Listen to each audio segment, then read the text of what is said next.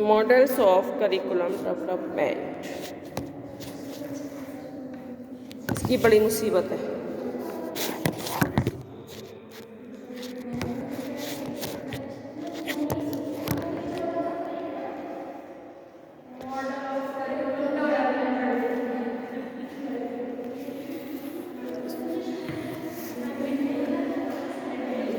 देखो 5th unit में sociology of curriculum करा दिया मैंने।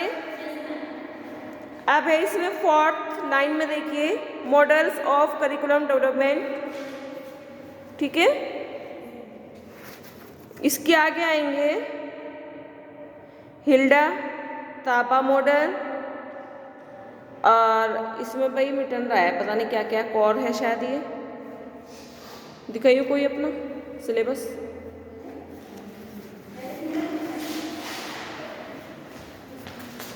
आराम से आराम से।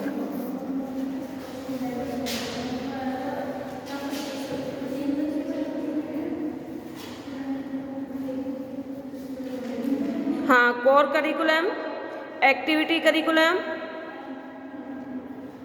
ठीक है, और इंटर डिसिप्लिनरी करिकुलम। वैसे डिसिप्लिन तो मैंने कुछ करा भी दिए थे ना आप लोगों के, या नहीं कराए थे? वो फर्स्ट ईयर में कराए थे। तो मैं जो अब कराऊंगी आपका फिलहाल में मॉडल्स ऑफ करिकुलम डेवलपमेंट, पाठ्यक्रम विकास के कीर्तिमान। लिख लो, पाठ्यक्रम विकास के कीर्तिमान।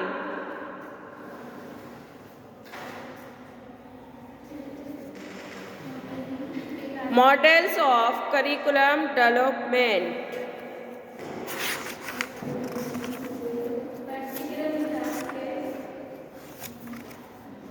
पाठ्यक्रम विकास के कीर्तिमान। मॉडल्स, कीर्तिमान होते हैं मॉडल्स। ये बहुत वेरी इंपॉर्टेंट होते हैं। आपके क्वेश्चन आंसर ज़्यादातर जो एग्जाम्स में आते हैं वो models, principles, AIIMS, objectives. AIIMS और ऑब्जेक्टिव एक होते हैं, कभी गलत अलग अलग समझ रहे लोगों। जी बोलो, कुछ बोल रहे थे? ठीक है, कैरेक्टरिस्टिक्स, और ये चीज़ें आपकी बहुत इंपॉर्टेंट होती हैं, इनको आपको पढ़ना बहुत ज़रूरी होता है। देखो कैरेक्टरिस्टिक्स में तो मैं आपको एक चीज़ बता देती हूँ, बस एक चीज़, एक फंडा ले लीजिए और कुछ नहीं, इससे ज़्यादा। उसमें ऑब्जेक्टिविटी होती है, और स्पष्ट, हिंदी में जो बोलते हैं स्पष्टता, वस्तुनिष्ठता, और ये सब चीज़, ये चीज़ें ले लीजिए, बाकी का कुछ मत लीजिए। अगर किसी में भी आता है विशेषताएं, आप हिंदी में ये सब चीज़ लिख लीजिए, बस इसको बिना देखे याद करो, ठीक है ना। ऑब्जेक्टिव्स में क्या होता है, उद्देश्य को लेकर के चलना होता है। जो भी कोई टॉपिक है उसका उद्देश्य क्या होता है, कि किस उद्देश्य पे हमें बात करनी होती है। माइंड में रखो कि उद्देश्य पूछ रहा है, कि कोई भी टॉपिक है उसका उद्देश्य बताना है। दिमाग मत लगाओ ज़्यादा, क्या है, हम कोई बात कर रहे हैं, आई नॉर्मल बात। पाठ्यक्रम विकास के कीर्तिमान, हाँ,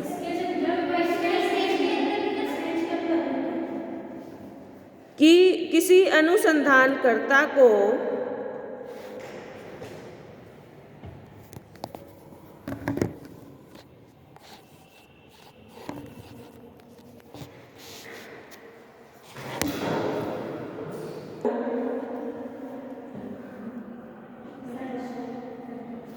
अपने अनुसंधान को संपन्न करने से पहले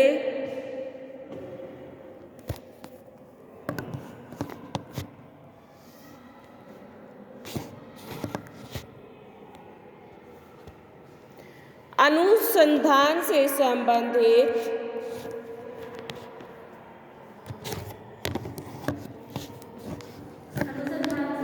संबंधित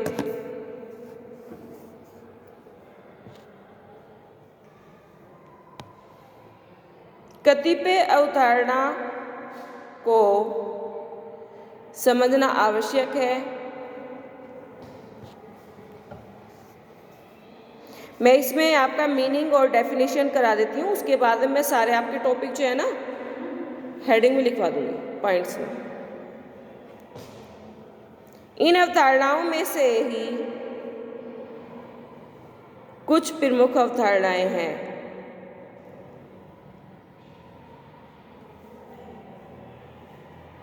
जैसे पैराडाइम,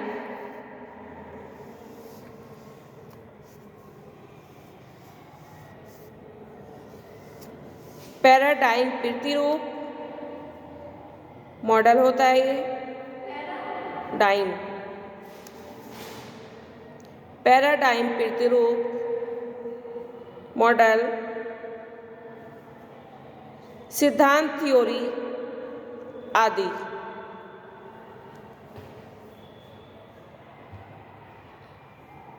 वैसे ये तीनों अवधारणाएं ऊपर से देखने में सेम लगती हैं,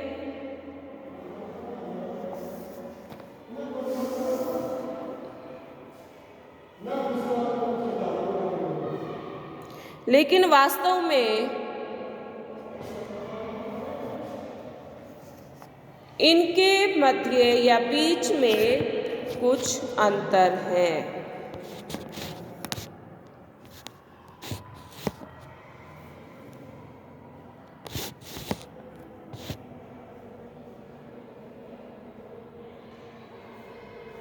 नेक्स्ट पैराग्राफ लेके चलना। पैराडाइम किसी समस्या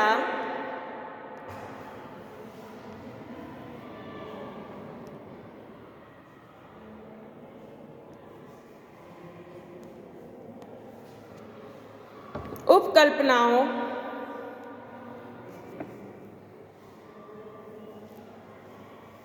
विधियों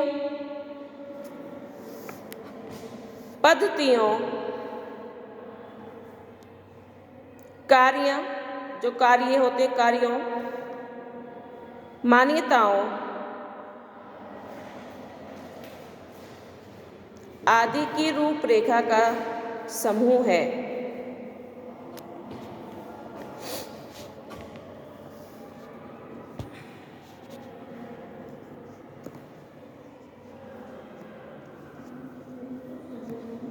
समूह है। पैराडाइम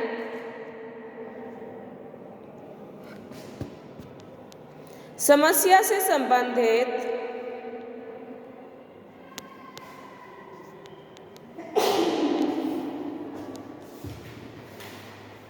निष्कर्षों तक पहुंचने का मार्ग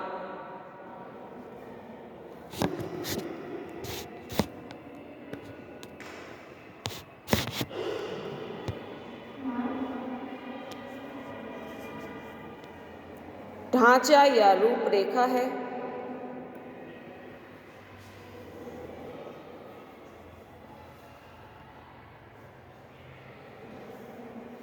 यह रूपरेखा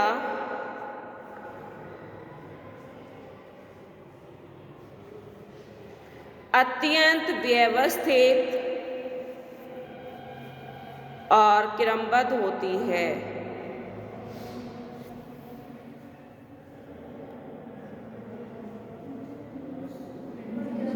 क्रमबद्ध होती है। इस प्रकार किसी शोध कार्य के लिए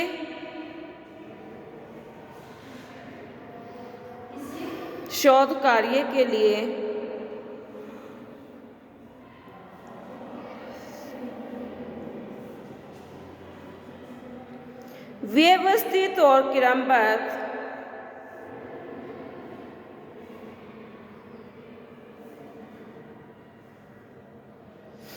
रूपरेखा बनाते हैं।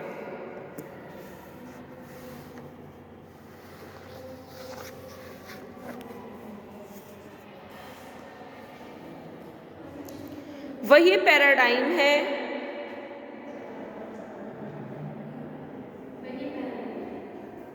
वही पैराडाइम है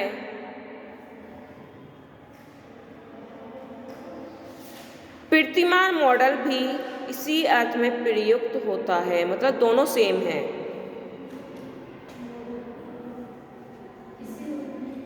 वही पैराडाइम है। ये वेरी शॉर्ट में भी आ सकता है, पैराडाइम और मॉडल में क्या अंतर है, तो इन दोनों को कोई अंतर नहीं है। ओके, पैराडाइम को दूसरे वर्डों में क्या बोलते हैं या मॉडल को दूसरे वर्डों में क्या बोलते हैं?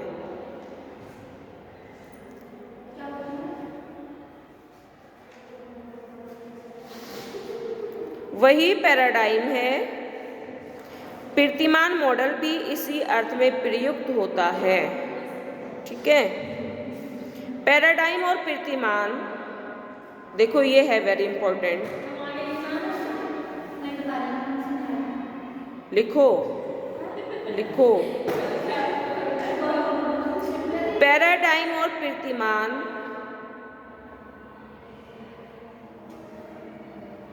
समान अर्थों में दिखाई देते हैं,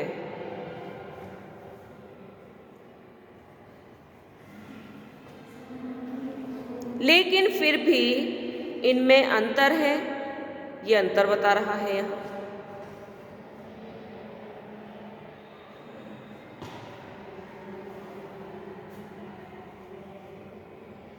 इनके अंतर को कर्लिंगर ने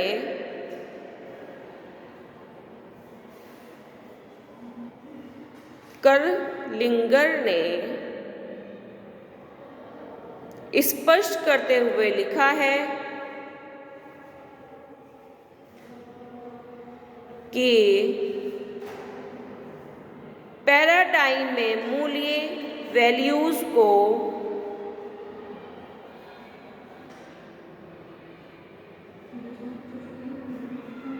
समझते हुए करना। ठीक है, पैराडाइम में मूल्य को वैल्यू बोलते हैं, वैल्यूज को कोई स्थान प्राप्त नहीं होता है,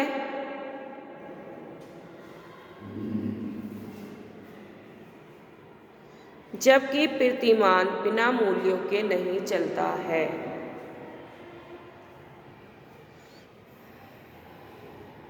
समझ में आ गया? फॉर एग्जाम्पल, कर्लिंगर के अनुसार ग्राफ, रेखा चित्र,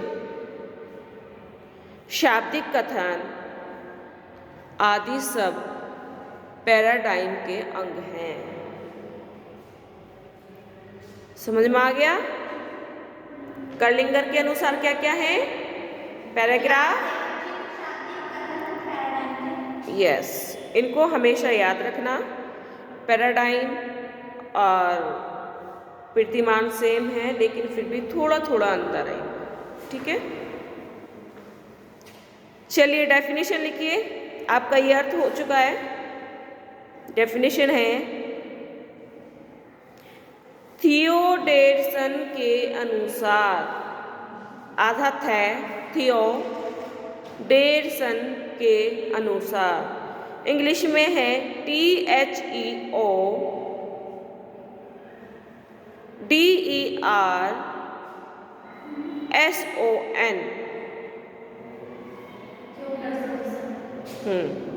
के अनुसार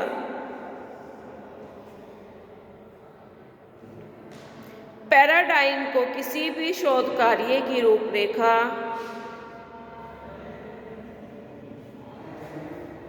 पैराडाइम को किसी भी शोध कार्य की रूपरेखा, आउटलाइंस और डिज़ाइन का नाम दिया है।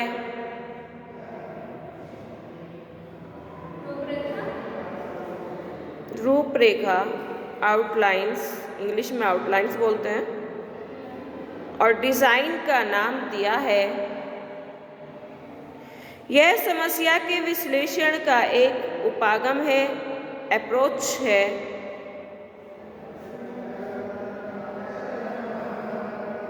समस्या के विश्लेषण का एक उपागम है और समस्या के संदर्भ में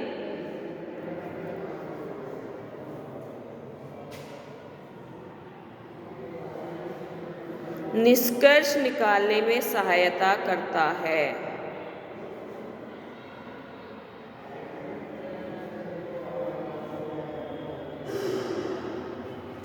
थियो डेविसन के अनुसार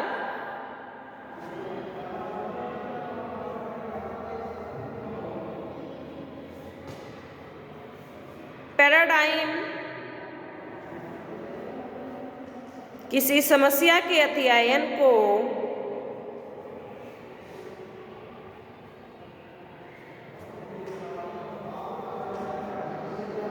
न केवल सरल और सुगम बनाते हैं, बल्कि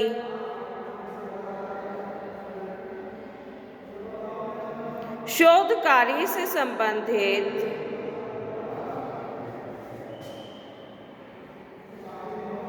सभी उप कार्यों को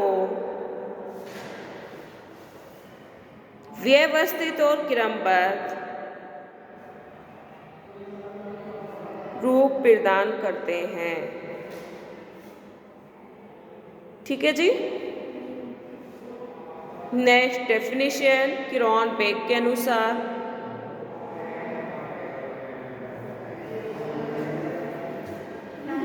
नेक्स्ट डेफिनेशन एक डेफिनेशन आपकी हो गई है, नेक्स्ट वाली है क्रोनबेक के अनुसार। क्रोनबेक CRONEBAC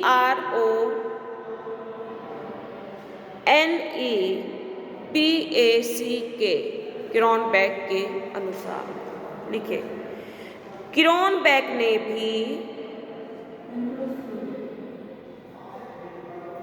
पैराडाइम की व्यवस्था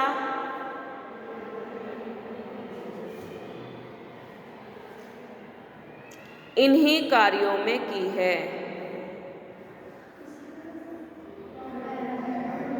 क्रोनबेक ने भी पैराडाइम की व्यवस्था इन्हीं कार्यों में की है।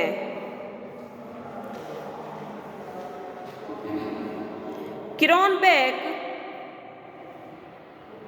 किसी भी शोध कार्य के लिए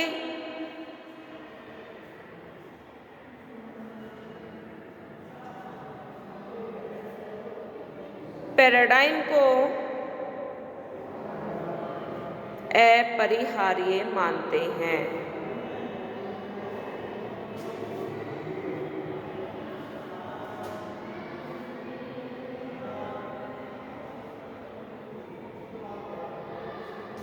ठीक है। पैराडाइम के अभाव में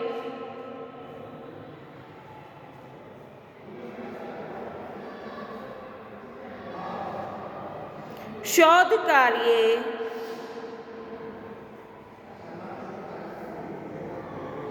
कभी भी सीधे प्रकार से बिना किसी बाधाओं के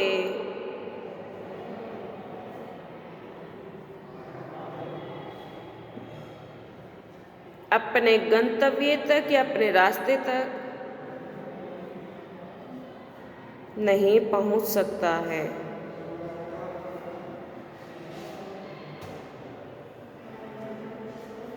यह सिद्धांत निरूपण की अवधारणा है या आधारशिला है।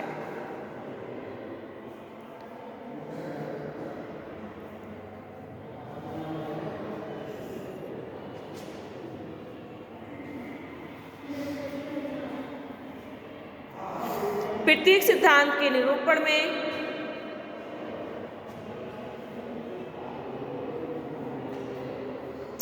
कोई ना कोई पैराडाइम निहित होता है।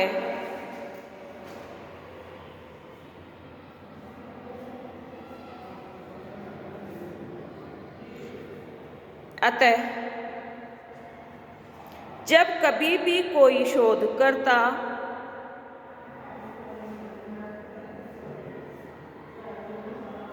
अपने अध्ययन के आधार पर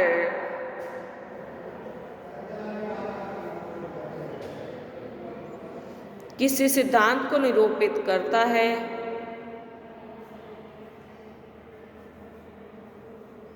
या किसी सामान्यीकरण को प्रस्तुत करता है,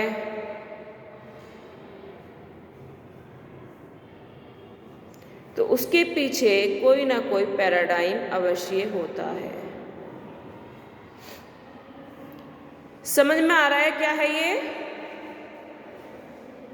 पाठ्यक्रम के विकास के प्रतिमान जो है, इसको दूसरे शब्दों में पैराडाइम भी बोलते हैं, हमेशा याद रखना इसको। थर्ड डेफिनेशन, थॉमस कोहन के अनुसार, थॉमस कोहन के अनुसार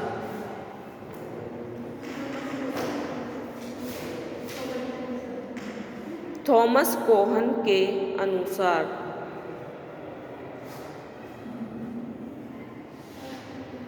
थॉमस कोहन ने अपनी पुस्तक, इंग्लिश में है ये, इसका नाम द स्ट्रक्चर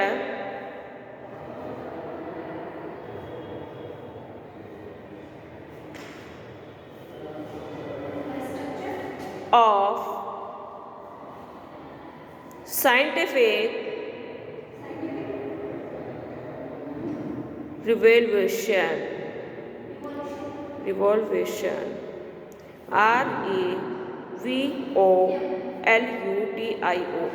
ये पुस्तक का नाम है। आपको आ सकता है कि थॉमस कोहन ने कौन सी पुस्तक लिखी, उसका नाम लिखिए।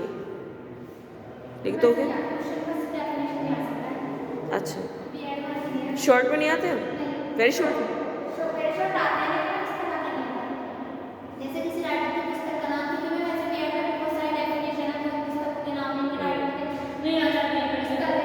लेकिन आपको डेफिनेशन में तो देने पड़ेगी ना।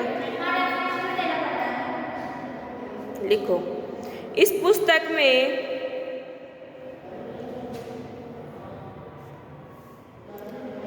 पैराडाइम के संबंध में लिखा है कि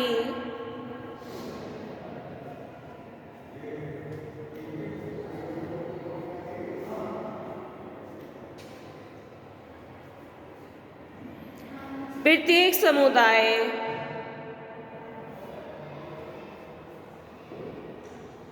व समाज के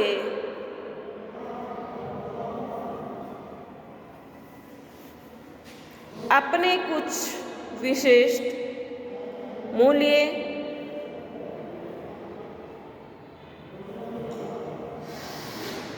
विश्वास,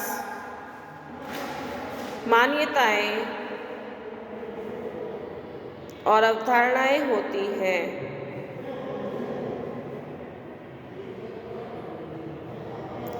संक्षेप में इन्हीं को पैराडाइम कहा जाता है।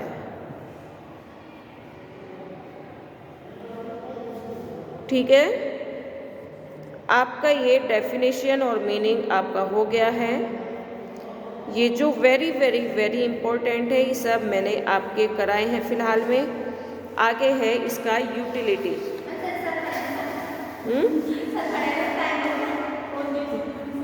दूसरी क्लास में जाएंगे। पैराडाइम की उपयोगिता।